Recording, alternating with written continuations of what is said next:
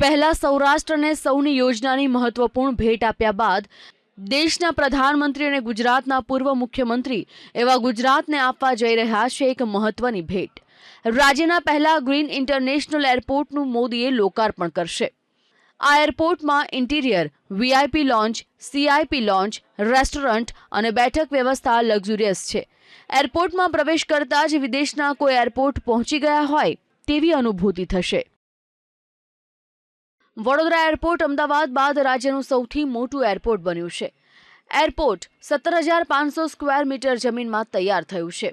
વર્તમાન domestic airport 7,500 square metre એરિયામાં છે। ટર્મિનલ માટે 4,519 સ્ક્વેર મીટર જમીનનો ઉપયોગ થયો છે।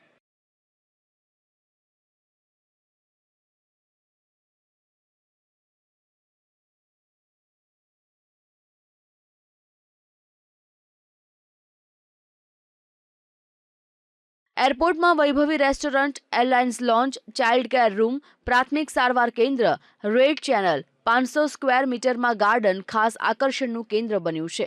આ ઉપરાંત ટર્મિનલમાં 4 એક્સેલેટર, 5 લિફ્ટ, એરોબ્રિજ સાથે 164.2 મીટરનું સિંગલ સીટ ફેબ્રિકેટેડ ભારતનું સૌથી લાંબુ સ્ટીલનું સીટ લગાવાયું છે, જ્યાં મુસાફરોની બેસવાની વ્યવસ્થા હશે। વડોદરા એરપોર્ટ પર 13 એરક્રાફ્ટના પાર્કિંગની સુવિધા ઊભી કરાઈ છે। અહીં બોઇંગ 737 જેવા એરક્રાફ્ટ પણ ઉતરી શકે તેવી ખાસ વ્યવસ્થા કરવામાં આવી છે।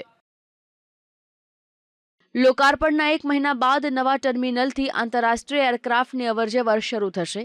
આ નવા એરપોર્ટ ટર્મિનલથી રોજના 500 ડોમેસ્ટિક મુસાફર અને 200 આંતરરાષ્ટ્રીય મુસાફરો ઉડાન કરશે।